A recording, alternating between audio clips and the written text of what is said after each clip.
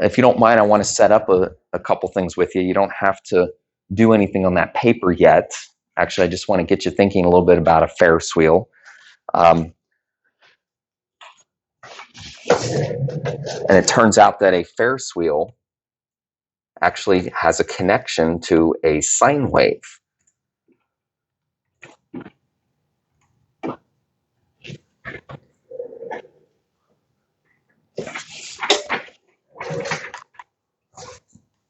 Let me make sure that you can see this. So this one's pretty big, pretty sharp looking here. Really what's happening is it's just spinning around. I know that's kind of obvious, but when you start to think about the heights, when you spin around a circle, you will find out that they actually can be graphed as a sine wave. Now, here's why. It actually has to do with a simple connection with the unit circle. You see, when you go around the unit circle, which, believe it or not, has kind of been what we've been doing for the last couple weeks. When you go around the unit circle, the values denoted by that red line, they actually get graphed as our sine wave. Okay? Way back on the very first day when you guys plotted a billion points, and you plotted all those points and you connected them as a sine wave, those points came from the unit circle. This is just a little more of a dramatic illustration that when you rotate around a circle, the values, not to be redundant, but they always end up to be a sine wave.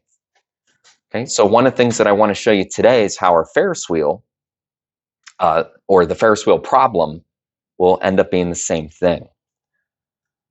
Okay, now what's going to happen here is I'm going to help you get started on this. I'm going to give you some thoughts. I'm actually going to give you some pointers, and then you're going to find out that it's time for you to take a ride, basically to try to work a little bit on your own and kind of discover some things. So there are some things I want you to discover, but again, to help you do that, let me get you kind of on the right track. Take your Ferris wheel paper. I actually want to start on the back. Even though it is going to be the last thing you do, I actually want to start there because I want to let you know that the whole purpose of this activity is really part 3. It ultimately is the goal, which is to make an equation. Now, it's been a little while since we've made equations, so I just want to remind you that any sine wave equation can always be written in the form y equals a, the sine of k times x plus or minus c plus or minus d. I say to you nicely, does it look familiar? Okay, it has been a couple weeks just because of what we've been doing in the calendar, but that equation is still legit, and it's legitimate today. You're just going to discover how a Ferris wheel actually fits into that equation. Okay, it's pretty neat. Okay, but a lot of that at that point, you're going to be doing that on your own, but you can take that equation as a starting point. All right. Now, part 2, a couple thoughts on part 2, and it's just better if we say this now. First of all, number 5, let's make that bonus. And although I want you to try it, and I do mean that, I want you to try it, I actually would prefer that you wait until you're all done with everything else. I don't want you to get stuck on number 5 because it's part 3. It's that equation that I want you to focus on. So when you're all done with the equation, you can go back and take a shot at number 5 if you want. Okay. Number 4, when you get to it, you're probably going to realize, but I just want to say that you're going to end up with 8 times. You're going to end up with 8 times. That is good, okay? That means you're doing it correctly. Sometimes people are like, is there really that many answers? Yes, there's 8. And finally, numbers 1, 2, and 3, you're going to do it correctly, but it helps. It doesn't hurt to hear me say that those 3 problems are going to use some approximating. And that's all right. You're going to do a little approximating. Yes, you're going to get close to the right answer, but I suppose there's no way to know 100% if you have the exact answer, and that's all right. You're just going to approximate. Okay, let's kind of start back at the beginning. Okay, just kind of a couple things. We're going to get you off to the right track, and then, like I said, you can take a ride. Basically, you can keep working on the problem. Now, our objective is to find the relationship between the height and time. That's actually pretty important, the height and the time. What that really means is that's going to be your graph. It's going to be a graph that represents different heights compared to different times. If you think about it, as you spin around a Ferris wheel, that would always be true. Depending on the amount of time, would give you a different height. Just a quick little history thing here, kind of for those history kids. It's kind of interesting that the Ferris wheel was invented by George Ferris, and he debuted it at the 1893 World Fair. So the Ferris wheel does go back quite a ways. Did I ever tell you I used to actually work for a carnival? Maybe I told some of my Alge 2 kids that, and I used to work for a carnival. Now, it's not a circus, okay? Some of you are like picturing Mr. Naylor as a clown. No, it's a carnival. We actually would set up rides, kind of like the York Fair, which I guess didn't happen this year, but basically a carnival is just a little smaller version of the York Fair. We had some pretty cool rides. The ride that I set up was the Gravitron, you know, that crazy flying saucer ride that you stick to the walls. I have no idea how kids can ride that thing. Once I turned 18, I think I got motion sickness from just about everything, but we used to set up the Gravitron, my brother and I. So that was lots of fun. But the Ferris wheel that we had, it was a marvel. It was an engineering marvel. It was amazing, that Ferris wheel. And you can picture a Ferris wheel. This one had 15 tubs on it. So it was medium size. It had 15 tubs. And that whole thing would fold down into a tractor trailer. Okay, and you didn't just push a button and it sort of all folded down. I mean, it took a lot of work, but it was amazing how all those arms and all those tubs and every other part of that Ferris wheel kind of came apart and stacked nicely onto a trailer. In fact, most of those carnival rides did that, which is, again, an engineering marvel. So, yeah, good times, good money too. If you're looking for some adventure, maybe you can be a carny for a summer. We actually did it for about 5 summers. But anyway, it was good times. All right. Look at this Ferris wheel. Okay, this is the situation. It says you're 4 feet off the ground. It says that the radius is 25 and you make 2 revolutions per minute. Now, there's a lot of info in there. Okay, and what I want to do is help you debunk that a little bit. So down here, we're going to make a sketch, but if you don't mind, you might want to just wait. Okay, I know you want to make a sketch, but I want to first help you think a little bit about that sentence by writing down some facts. So leave some space for a sketch, but actually want to tell you, I want to help you interpret those facts first. Okay, what did it say? It said you make 2 revolutions per minute. 2 revolutions per minute. Now we are just kind of copying that down, but picture that with me just for a moment. Okay, that means that you spin around twice in 1 minute. Okay, so we get up to the top, we get back to the bottom, and we do it again.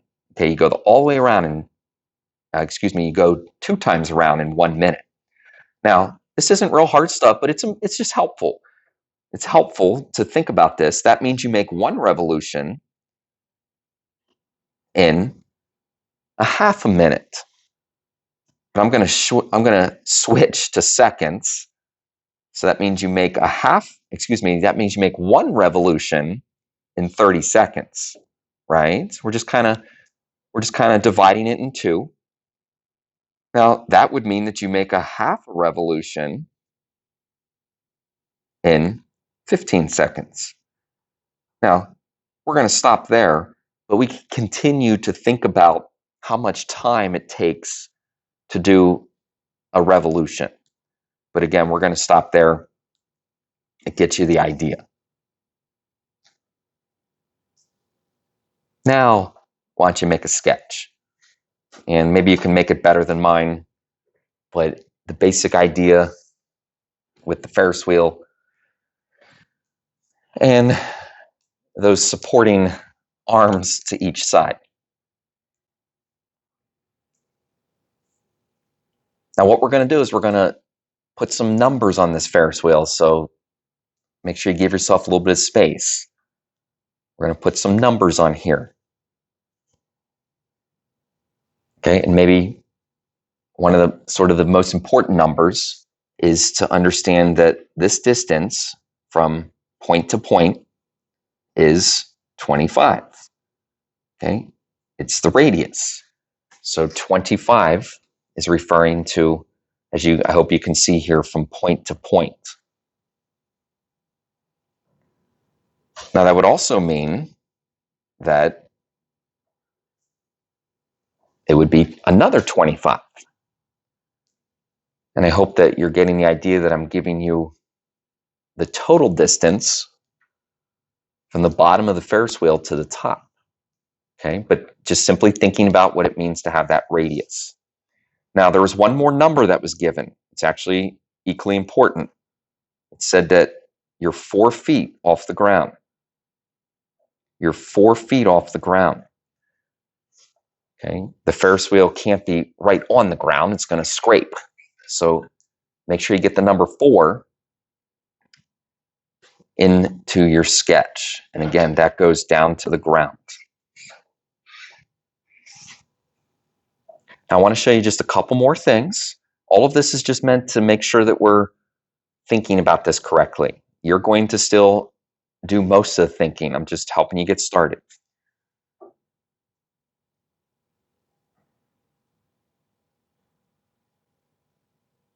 Okay, if I rotate basically at the bottom to that spot there, okay, not real hard, but that's a quarter of a revolution. Okay, so if I rotate that far, yes, that's a quarter of revolution. Something that I would imagine that you would say, yeah, Miss Naylor, I understand that. If I would rotate from the beginning up to the top, that's a half of a revolution. That's a half of a revolution. Again, something I would imagine you would say, yeah, Miss Naylor, if I rotate from the bottom to the top, that's a half of a revolution. Now, we're not going to label anything else. I assume you know 3/4 of revolution. I assume you understand a full revolution is back to the beginning. Okay, but just some ideas, which take us now to the table. Okay, now I'll share with you here that the table is really where this problem begins. Okay, so we want to, first of all, go ahead and just copy down my suggested table. I actually would like you to use these numbers.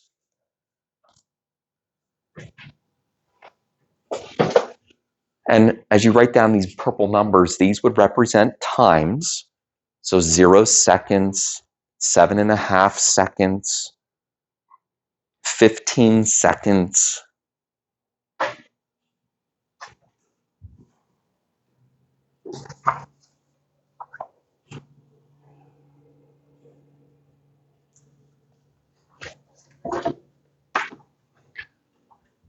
Now, these seconds that I've given you, they carefully correspond to different heights. Just to make sure that we're thinking about this the right way, let me help you think about some of these heights. And then, as I've said a couple times, we're going to set you on your way. Okay, so at 0 seconds, I just got on the ride. That means I'm going to be at the bottom, which would actually be 4 feet. Okay, not 0, but 4. Okay, so at 0 seconds, I'm 4 feet. Let's talk about 15 seconds? Notice that I'm skipping. Okay, let's talk about 15 seconds. Now, we already said that 15 seconds is a half a revolution, right? So it should make sense that 15 seconds is going to be at the top of the Ferris wheel. Now, if you're at the top of the Ferris wheel, it's not 50, rather 54. Okay, so at 15 seconds, I'm at 54. So can we kind of go back to 7.5 seconds? Do you realize that 7.5 seconds is just that quarter revolution? 7.5 seconds is the quarter revolution. Okay, that would be 29. That would be 29. And that's the reason why you notice that the seconds go by 7.5. Okay, because again, 7.5 would be a quarter of revolution. And that's this spot right here, which again is 29. Now, as you come around the other side, just to make sure if you've already filled these in, then double check. As you come around the other side of the Ferris wheel, you're back down to 29. And then 30 seconds, you're back to the bottom. But the bottom is actually 4.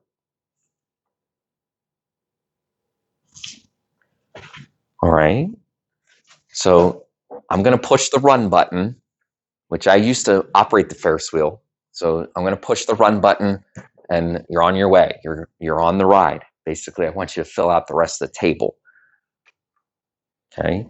As you fill out the table, or maybe I should say after you fill out the table, check in with me. And I might just check in with you because I want to make sure you have the table right. Okay. If I don't say anything to you, it's right. But if you don't mind, I'm going to look over your shoulder